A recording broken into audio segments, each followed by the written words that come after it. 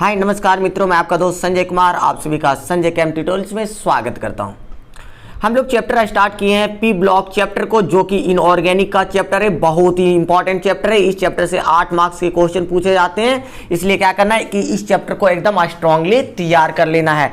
ये जो लेक्चर होने वाला, आज का लेक्चर क्या होने वाला है, 4th लेक्चर होने वाला है। और भी इससे प्रीवियस लेक्चर को जो नहीं देखे उस इस चैनल के प्लेलिस्ट में जाएं और सारी वीडियोज को आप देख सकते हैं। आज हम लोग डिस्कस करने वाले हैं वो नाइट्रोजन कंटेनिंग कंपाउंड्स के बारे में डिस्कस करने वाले हैं। जैसे जितने भी सारे कंपाउंड जिसमें नाइट्रोजन प्रेजेंट होता है वो सारे कंपाउंड्स के बारे में आज हम लोग डिस्कस करेंगे डिटेल में।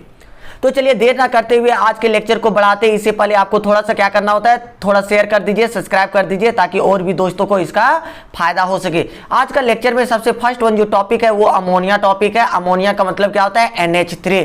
सिंपली सी आपसे पूछा जाता है कि व्हाट इज अमोनिया, तो अमोनिया हम लोग क्या कहते हैं कि वैसा कंपाउंड जिसमें नाइट्रोजन और हाइड्रोजन दोनों प्रेजेंट होता है। मतलब N1 नाइट्रोजन 1 और हाइड्रोजन 3 प्रेजेंट होगा, तो that is known as ammonia के नाम से जाना जाता है। अब अमोनिया जो होता है उसका प्रिपरेशन हम लोग कैसे करते हैं, तो उसके बारे में थोड़ा सा देखते हैं कि अमोनिया का प्रिपरेशन हम लोग को करना है। प्रिपरेशन, तो अमोनिया का प्रिपरेशन पूछा जाता है।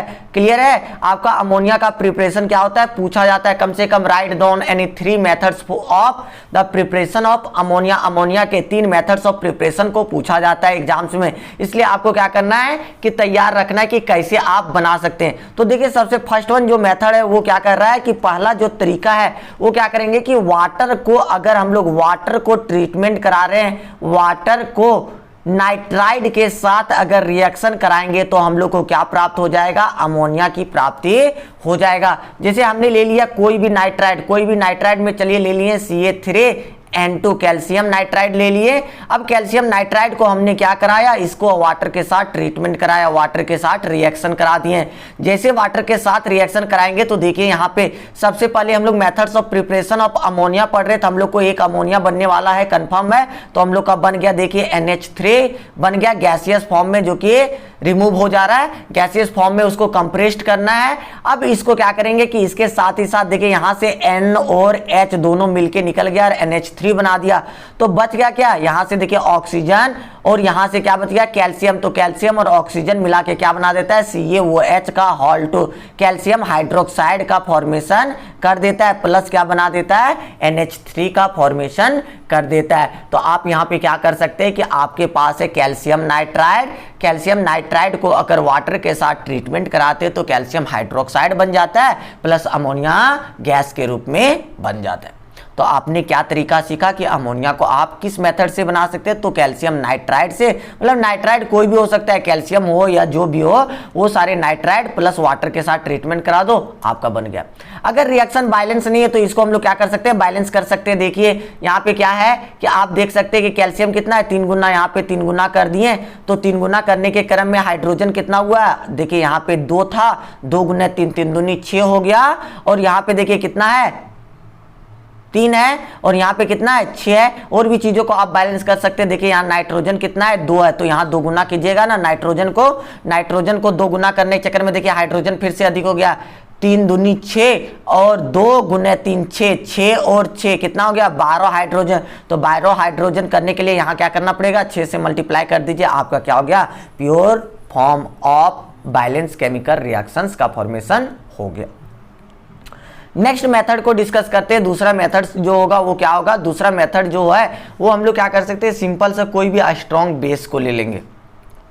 स्ट्रॉन्ग बेस को हम लोग लेंगे किसके साथ, स्ट्रॉन्ग बेस के साथ, और उसके साथ अमोनिया साल्ट ले लेते हैं। अमोनियम साल्ट हम लोग ले लेंगे, स्ट्रॉन्ग बेस और अमोनियम साल्ट को ले लेंगे। दोनों को मिला के हम लोग क्या करेंगे, दोनों को मिलाने के बाद जो प्रिपरेशन होगा उसको हम लोग क्या कहेंगे, उससे हम लोग को अमोनिया का प्रिपरेशन हो जाएगा। जैसे हम लोग ले लिए यहाँ पे देख लीजिए, आप NH2 को ले लिए, मतलब सिंपल सा क्या ले लिए, कोई भी स्ट्रॉन्ग बेस जैसे क्या हो गया, NaOH ऐसे कर सकते हैं, क्या हो गया, NaOH हमने ले लिया।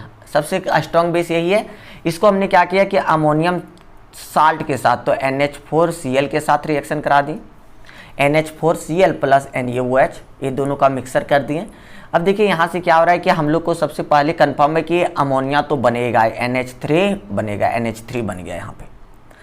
N और H, NH मिलके क्या किया, NH3 बना दिया। और चीज़ें क्या बनेगा, तो देखिए यहाँ से Cl है और यहाँ से Na है, तो NaCl बना देगा, सोडियम क्लोराइड बना देगा, NaCl प्लस NH3 प्लस और भी चीज़ें क्या बच रहा है, देखिए यहाँ से OH बच रहा है, यहाँ से एक H बच रहा है, तो क्या निकल जाएगा, प्लस वाटर के रूप में फॉर्मेशन हो जाएगा। तो आपसे प्रोडक्ट का अगर फॉर्मेशन की बात करें तो क्या क्या बन रहा है कि अगर हम लोग कोई भी क्या ले लेते हैं कि स्ट्रॉन्ग बेस को ले लेते हैं और उसके साथ अमोनिया साल्ट का रिएक्शन कराते हैं, तो उससे क्या बन जाता है कि आपका अमोनिया बन जाएगा NH3 प्लस NaCl और उसके साथ साथ वाटर का फॉर्मेशन हो जाएगा। तो ये चीज़ें हो गया अमोनिया के बनाने के मेथड। तो चलिए थोड़ा सा लिख भी लेते हैं इसके बारे में।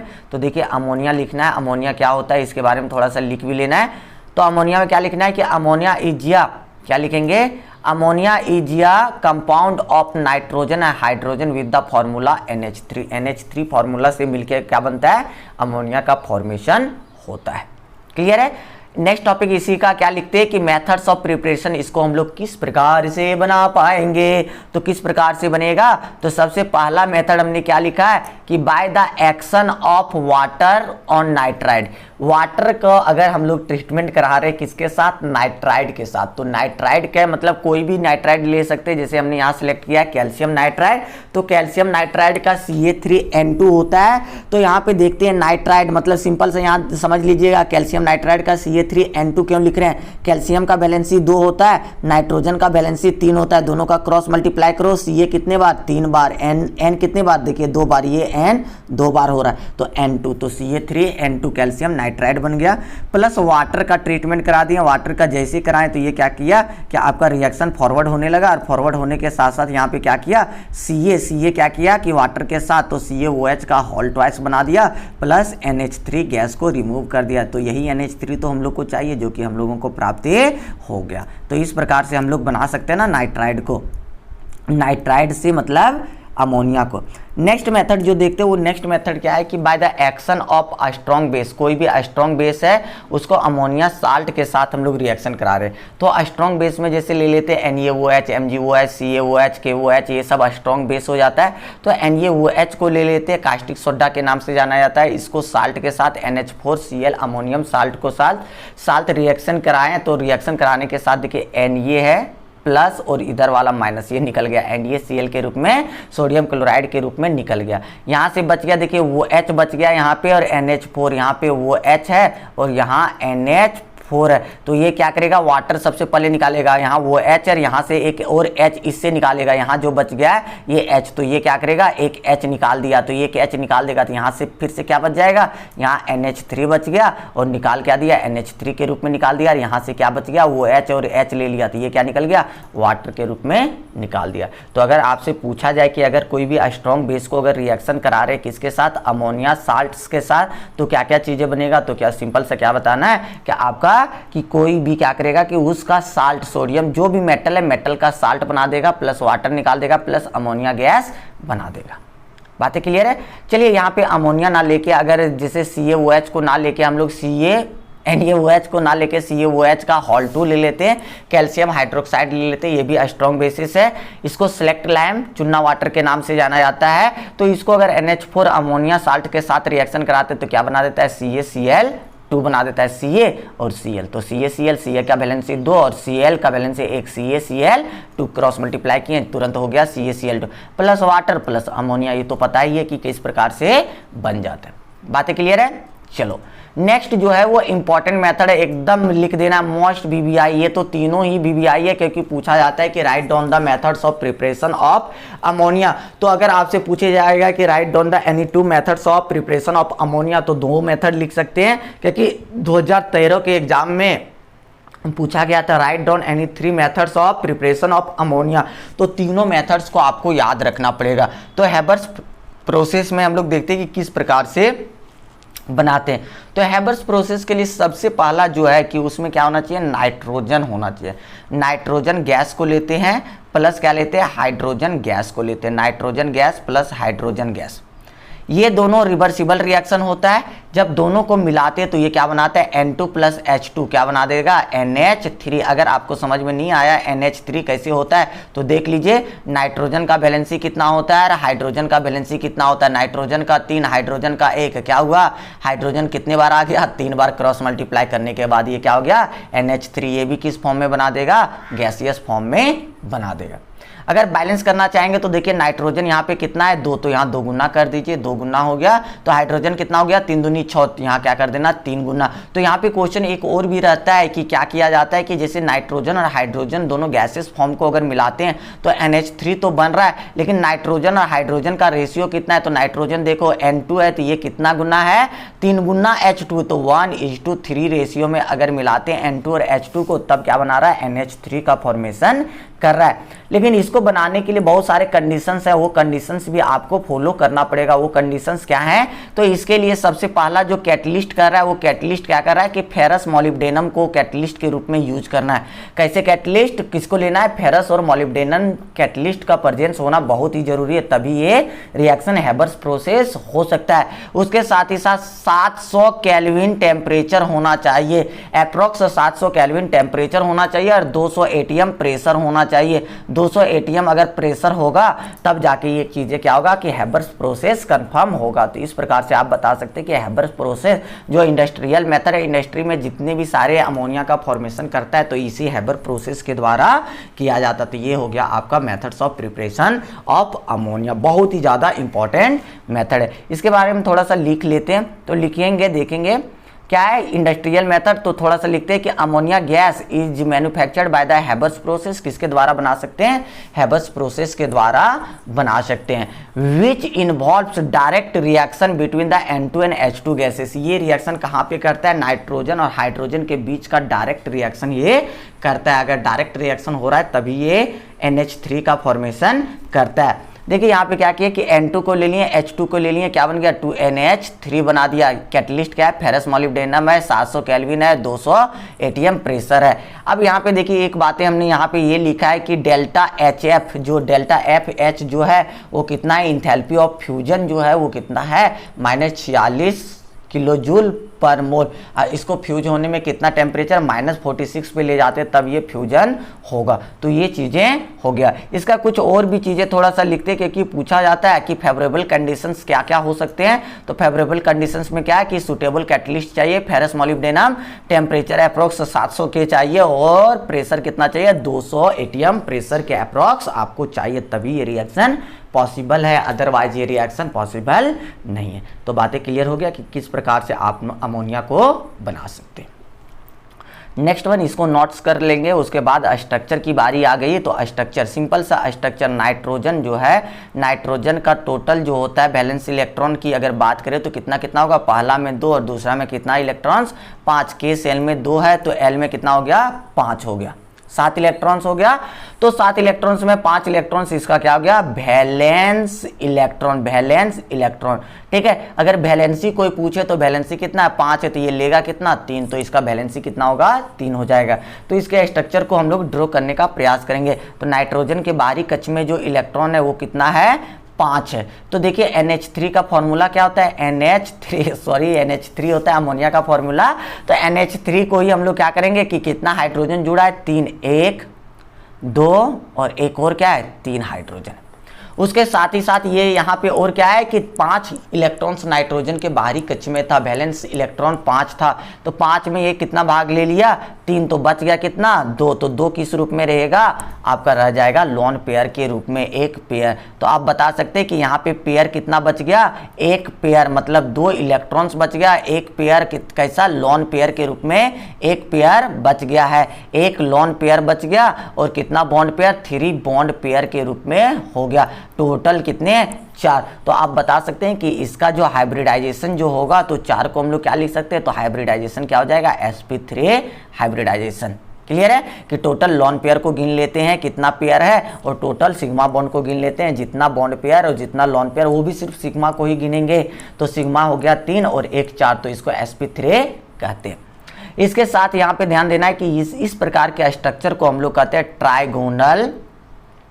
ट्राइगोनल पिरामिडल मिडल के नाम से हम लोग जानते हैं इस प्रकार के स्ट्रक्चर को। क्लियर है, ये स्ट्रक्चर कैसा हो गया, ट्राइगोनल पिरामिडल। अगर यहाँ पे बात करें कि इसका बॉन्ड एंगल कितना हो जाएगा, तो बॉन्ड एंगल भी आप बता सकते हैं। बॉन्ड एंगल यहाँ पे कितना हो जाएगा, ये जो बॉन्ड एंगल है यहाँ के से यहाँ के बीच का या यहाँ से यहाँ के बीच का, तो वो होता है 107.8 डिग्री बॉन्ड एंगल होगा। इसका एंगल्स कितना हो जाएगा, 107.8 डिग्री हो जाएगा।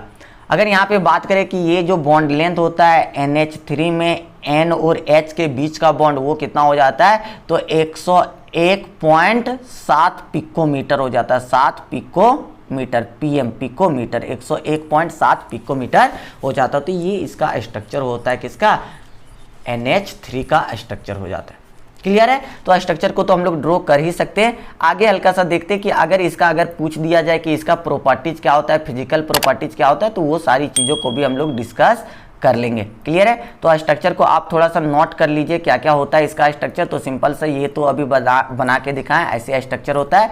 इसका शेप का नाम पूछे तो क्या लिखिएगा, ट्राइगोनल पिरामिडल लिख दीजिएगा। ट्राइगोनल पिरामिडल इसका शेप का नाम होता है। हाइब्रिडाइजेशन अभी बताए थे कैसा होता है, sp3 hybridisation, bond angle 107.8 degree हो जाता है। बातें क्लियर है। नेक्स्ट वन आगे देखते हैं, इसका फिजिकल प्रॉपर्टीज क्या होगा। तो फिजिकल प्रॉपर्टीज में आप इजी से बता सकते हैं कि अमोनिया जो होता है ना, वो कलरलेस होता है। अमोनिया कैसा होगा, कलरलेस होगा, with pungent smell. Pungent smell का मतलब हो जाता है कि बहुत ही एकदम तीक्ष्ण गंध वाली। जैसे अंडा उंडा सड़ जाता है तो जैसे हम लोग फोड़ने के लिए लाते हैं, तो जैसे हल्का सा भी लीक हुआ, वो क्या हुआ, एकदम स्मेल करने लगा, गंदा स्मेल करने लगता है। उसी को हम लोग क्या कहते हैं, पंजेंट स्मेल के नाम से जानते हैं। तो इसका फिजिकल प्रॉपर्टीज कैसा होगा कि ये कलरलेस होने के साथ साथ ये क्या करेगा, पंजेंट स्मेल देगा, एकदम गंध वाला गंध देगा, दुर्गंध जिसको बोल सकते हैं। दूसरा पॉइंट क्या होगा कि अमोनिया क्या होता है कि हाईली सॉल्युबल। अगर वाटर में इसको डाल देंगे तो ये बहुत ही आसानी से क्या होगा, सॉल्युबल हो जाता है। क्यों सॉल्युबल होता है, तो कोई भी चीज़ें अगर वाटर में सॉल्युबल हो रहा है तो वो एक ही रीजन है कि वो सॉल्युबल होने के पीछे कि वो क्या कर रहा है कि हाइड्रोजन बॉन्ड का फॉर्मेशन कर रहा है, तभी ये वाटर में ईजी से सॉल्युबल हो रहा है। तो क्या कर सकते हैं, due to its ability to form hydrogen bond with water. Water के साथ मिलकर क्या कर रहा है, हाइड्रोजन बॉन्ड बना रहा है। इसीलिए हम लोग इसको, इस प्रॉपर्टीज को क्या कहते हैं, फिजिकल प्रॉपर्टी में क्या कहते हैं कि ये वाटर में बहुत ही आसानी से सॉल्युबल हो रहा है। अगर हम लोग स्ट्रक्चर देखना चाहेंगे किस प्रकार से इसको हम लोग क्या कर सकते हैं कि दिखा सकते हैं, हाइड्रोजन बॉन्ड। देखिए हाइड्रोजन बॉन्ड जो बनाता है वो क्या होता है कि एक तरफ N F वो, ये तीनों में से कोई एलिमेंट होना चाहिए और दूसरा तरफ तो एक हाइड्रोजन रहेगा। तो देखिए यहाँ पे अगर देखिए तो नाइट्रोजन और हाइड्रोजन के बीच बन रहा है, एक तरफ मोर इलेक्ट्रोनेगेटिव एटम, ये तीनों में से कोई, और एक तरफ हाइड्रोजन, हाइड्रोजन नाइट्रोजन। देखिए बन गया, यहाँ पे देखिए हाइड्रोजन ऑक्सीजन बन गया, यहाँ पे हाइड्रोजन और ऑक्सीजन बन गया, यहाँ पे ऑक्सीजन हाइड्रोजन। देखिए कुल मिला के कितना हाइड्रोजन बॉन्डिंग बना दे रहा है, 4 हाइड्रोजन बॉन्ड यहाँ पे बना रहा है। तो हम लोग कह सकते हैं कि इसलिए इजिली से वाटर में सॉल्युबल हो जाता है। नेक्स्ट वन आगे हल्का सा देखते हैं इसका प्रॉपर्टीज और भी। ये क्या होता है कि ये एक्वस सॉल्यूशन जो है अमोनिया का, aqueous solution of ammonia is weekly, मतलब कमजोर बेसिक होता है। वीकली बेसिक, बहुत ही मतलब कमजोर बेस होता है। स्ट्रॉन्ग बेस नहीं कह सकते इसको, क्या कह सकते हैं, वीक बेस के नाम से जानते हैं। क्यों, क्योंकि ये फॉर्मेशन करता है OH माइनस आयन का, ये फॉर्मेशन करता है, इसलिए इसको क्या कहेंगे, वीक बेस के नाम से जानेंगे। जैसे NH3 है गैस फॉर्म में प्लस वाटर, NH4 प्लस हो जाएगा और क्या हो जाएगा, NH3 में ये फिर से आ रहा है वाटर के रूप में H2O, तो यहाँ से टूटेगा। जैसे इसको तोड़ेंगे तो ये क्या होगा, H और क्या होगा, वो H में टूट जाएगा। तो ये H यहाँ आके जुड़ गया, तो ये क्या कर दिया, NH3 से NH4 कर दिया।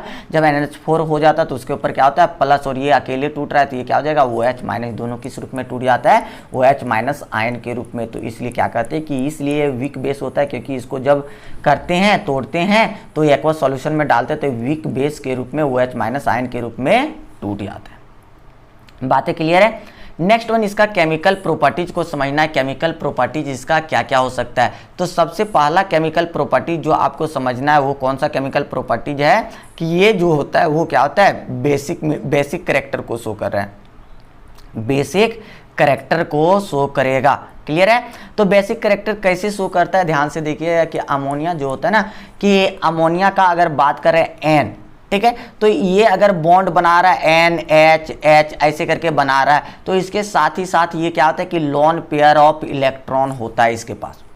अगर किसी के पास लोन पेयर ऑफ इलेक्ट्रॉन्स आ जाए तो वो 100% क्या होता है, ये बेसिक रूप में नाइट्रोजन अगर है और ये लोन पेयर के साथ है तो मतलब क्या है कि ये बेसिक के रूप में काम कर रहा है। ऐसे नहीं कहिएगा कि HNO3 भी तो है, HNO3 तो यहाँ नाइट्रोजन इसमें भी प्रेजेंट है लेकिन बेस के रूप में तो नहीं काम कर रहा है। हाँ, यहाँ पे क्या है कि इसके नाइट्रोजन के पास वैलेंस इलेक्ट्रॉन तो लोन पेयर के रूप में है ही नहीं, इसलिए ये क्या करेगा, बेस के रूप में काम नहीं करेगा। और अगर यहाँ पे देखें तो NH3 3 बॉन्ड बनाने के साथ साथ ये क्या कर रहा है, लोन पेयर इसके पास है, इसलिए ये किस रूप में काम कर रहा है, बेस के रूप में काम कर रहा है। और ये भी हम लोग क्लियर करते हैं कि अगर जैसे ये NH3 है ना, तो NH3 अगर एक दूसरे के साथ रिएक्शन करा रहा है, मतलब NH3 को हमने बेसिक माना है, NH3 जो है वो बेस के रूप में काम कर रहा है, तो इसको अगर एसिड के साथ रिएक्शन कराते हैं, जैसे HNO3 के साथ रिएक्शन करा देते हैं, बेस है प्लस एसिड, जब दोनों का रिएक्शन करा देते तो क्या होगा, NH3, तो ये क्या हो जाएगा, देखिए पूरी बना देगा, NH3 से एक H और आ गया तो क्या बना दिया, NH4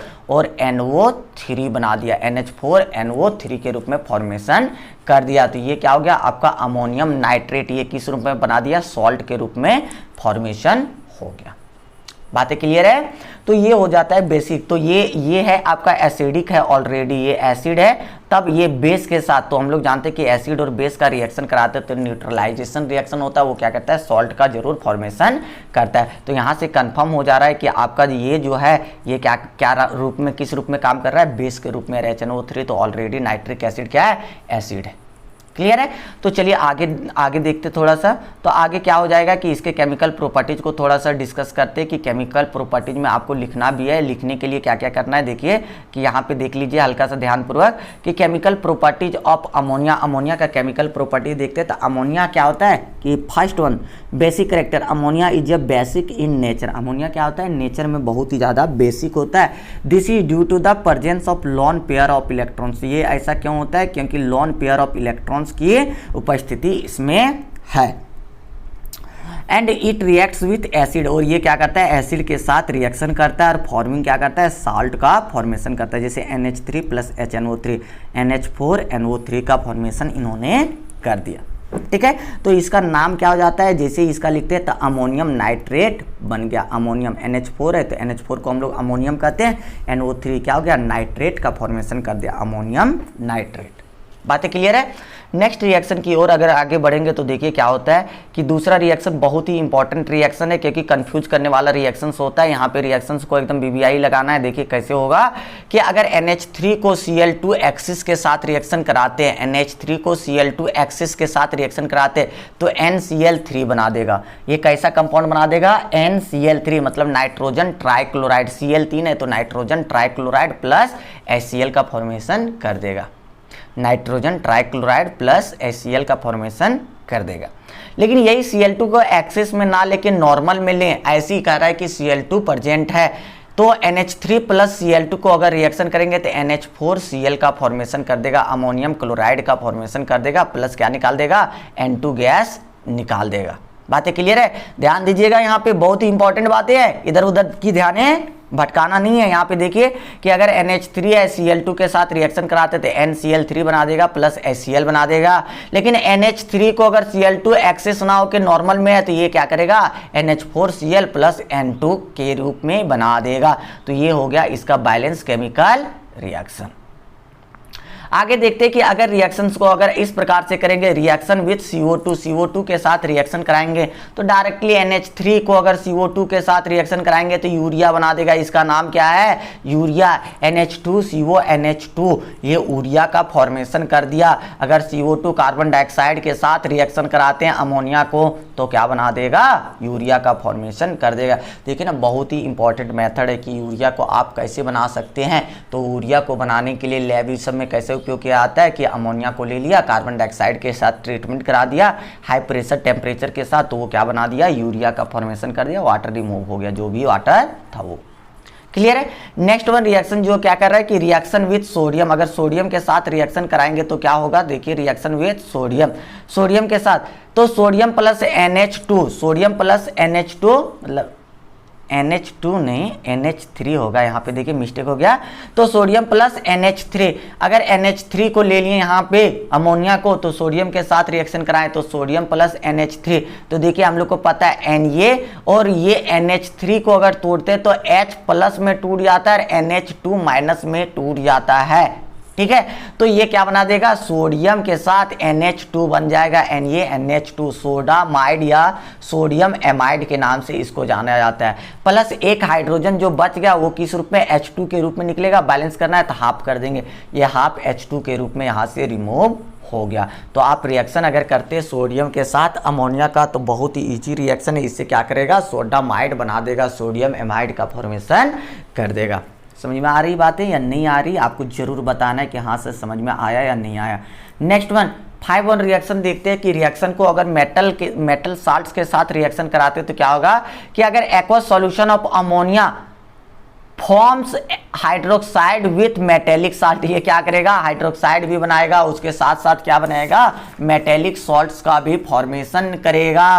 क्या क्या करेगा, आपका बन जाएगा हाइड्रोक्साइड बनाएगा, हाइड्रोक्साइड प्लस मेटेलिक, जो भी मेटल का यूज कर रहे हैं उसका सॉल्ट भी बना देगा। जैसे यहाँ पे देखिए आप ध्यान दीजिएगा, FeCl3 फेरस वाला में ले लिए, लोहा का ले लिए फेरिक क्लोराइड, तो फेरिक क्लोराइड को लिए तो यहाँ पे क्या लिया, अमोनिया लिए प्लस वाटर ले लिए, तो ये क्या बनाया, फेरस का क्या किया, सबसे पहले हाइड्रोक्साइड बना दिया।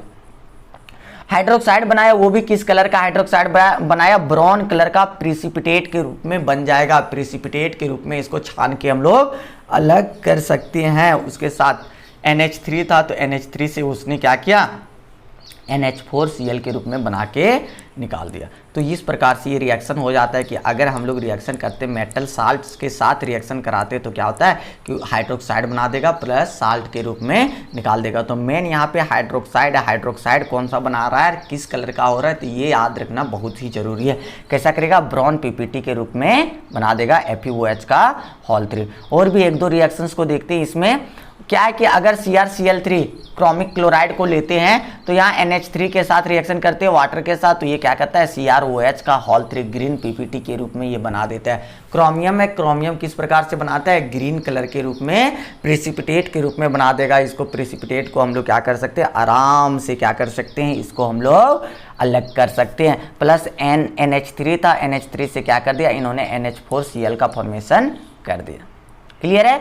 अब ले लिए जिंक सल्फेट ZnSO4 को ले लिया अमोनिया के साथ प्लस वाटर ले लिए, तो ZnOH का होल 2, देखिए इसका कलर कैसा होता है, व्हाइट प्लस NH2, यहाँ SO4 है तो NH2 का होल 2 SO4 का फॉर्मेशन कर दिया। तो यहाँ पे देखिए सभी का अपना कलर है। FeOH का होल 3 कैसा हो रहा था कलर, उसका ब्राउन कलर हो रहा था, और CrOH का होल 3 जो कलर था उसका ग्रीन कलर हो रहा था। और यहाँ पे जिंक का अगर हाइड्रोक्साइड लेते हैं तो वो किस रूप में मिलेगा, व्हाइट प्रेसिपिटेट के रूप में हम लोगों को मिल जाएगा।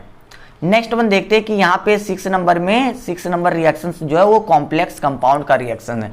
ये किस प्रकार से कॉम्प्लेक्स कंपाउंड बनाता है, क्लियर है। तो कॉम्प्लेक्स कंपाउंड क्या करेगा कि due to the presence of lone pair of electrons on nitrogen atom, nitrogen atom में क्या होता है कि lone pair of electrons present है, जिसके कारण ये क्या करता है कि यह गुड कॉम्प्लेक्सिंग एजेंट के रूप में काम करता है। अमोनिया किस रूप में काम करता है कि बहुत ही अच्छे कॉम्प्लेक्स कंपाउंड के फॉर्मेशन के रूप में काम करता है। तो देखिए अगर हमने ले लिया AgCl जिसका कलर होता है व्हाइट, इसको ले लिया NH3 एक्वस मीडियम में, तो क्या बना दिया ये कॉम्प्लेक्स AgNH3 का होल ट्वाइस और Cl यहाँ बाहर में कर दिया। तो ये क्या किया कि कॉम्प्लेक्स कंपाउंड के रूप में बन गया, ये आपका कॉम्प्लेक्स कंपाउंड के रूप में बन जा रहा है, ये कॉम्प्लेक्स कंपाउंड के रूप में है। और इसी के लिए आपको एक आगे चल के चैप्टर भी पढ़ना, पूरा कॉम्प्लेक्स कंपाउंड का ही चैप्टर, जिसको कोऑर्डिनेशन कंपाउंड्स के नाम से भी जानते हैं। अगर इसका हम लोग लिखना चाहें, क्या नाम लिखना चाहें, तो देखिए क्या क्या नाम हो जाएगा। देखिए एमीन जो है वो कितनी बार है, 2 बार, तो डायमीन लिख सकते हैं। Ag का मतलब क्या है, सिल्वर। इसका ऑक्सीडेशन स्टेट अगर निकाले तो ऑक्सीडेशन 1 हो जाता है। यहाँ पे क्या हो गया, लास्ट में क्लोरीन है तो क्लोराइड के रूप में लिख सकते हैं। दूसरा CuSO4 प्लस NH3 को लेंगे तो ये क्या बन जाएगा, CuNH3 का होल 4 बन जाएगा प्लस SO4 हो जाएगा। तो ये क्या हो गया, टेट्रा एमीन कॉपर 2। इसका जैसे क्या करेंगे, 4 गो NH3 है तो टेट्रा एमिन हो गया, कॉपर हो गया, Cu कितना हो जाएगा इसका ऑक्सीडेशन स्टेट 2, और लास्ट में यहाँ SO4 है, SO4 को हम लोग क्या लिख सकते हैं, सल्फेट लिखते हैं। तो ये क्या हो गया, tetra ammine copper 2 oxidation state sulphate हो गया, tetra ammine copper 2 sulphate. Clear है। नेक्स्ट बातों को समझते हैं हल्का सा आगे जो चल के है। आगे देखिए यूजेज इसका है, यूज यहाँ इसका कहाँ पे हम लोग इसका उपयोग कर सकते हैं। तो इसका उपयोग क्या है कि it is used in the manufacture of nitric acid HNO3। अभी बताए थे ना कि HNO3 को बनाने के लिए सबसे ज़्यादा ज़रूरी है NH3 का होना। NH3 अगर नहीं है तो आपका HNO3 का फॉर्मेशन आप नहीं कर सकते। अगर NH3 है तभी आपका HNO3 होगा, अदरवाइज नहीं हो पाएगा। ठीक है, तो यहाँ पे इसका उपयोग करेंगे। It is used in the preparation of nitrogenous fertilizer such as urea हो गया, अमोनियम सल्फेट हो गया, अमोनियम नाइट्रेट हो गया। क्या कहते हैं कि इसका उपयोग हम लोग कहाँ पे करते हैं कि मैक्सिमम फर्टिलाइजर जितने भी उर्वरक है, मतलब खाद के रूप में, जो कि अभी हम लोग डालेंगे खेत में, तो खाद जितना भी बनता है ना, तो मैक्सिमम खाद आपका कहाँ से बनता है, आपका नाइट्रोजन से ही बनता है। आप यूरिया वाइट वाला यूज करें तो वो भी कैसा है, यूरिया CO NH2 दोनों तरफ, तो वो भी क्या है, नाइट्रोजन वाला ही है, NH3 के रूप में ही वो प्रेजेंट है, तो उससे ही ये बन रहा है। और भी अमोनियम सल्फेट ले लेते हैं या अमोनियम नाइट्रेट लेते हैं, तो सारा चीज़ उसी से प्राप्ति हो रही है।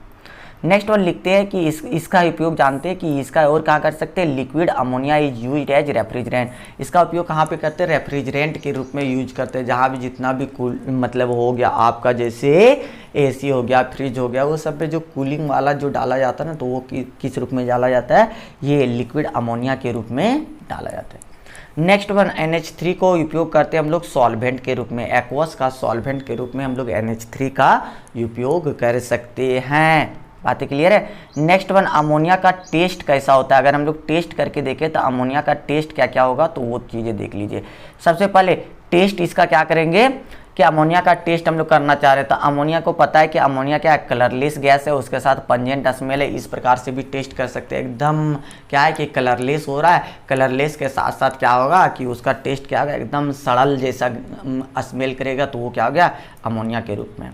उसके साथ ही साथ क्या है, इट इज़ स्लाइटली मतलब हाईली सॉल्युबल इन वाटर। ये तो बातें मतलब पता है क्या कि ये बहुत ही ज़्यादा सॉल्युबल हो जाता है वाटर में डाल के। देखिए दूसरा मेथड ये क्या हो जाएगा, सॉल्युबल हो जाएगा बहुत ही आसानी से। तीसरा क्या है कि ये जेड लिटमस पत्र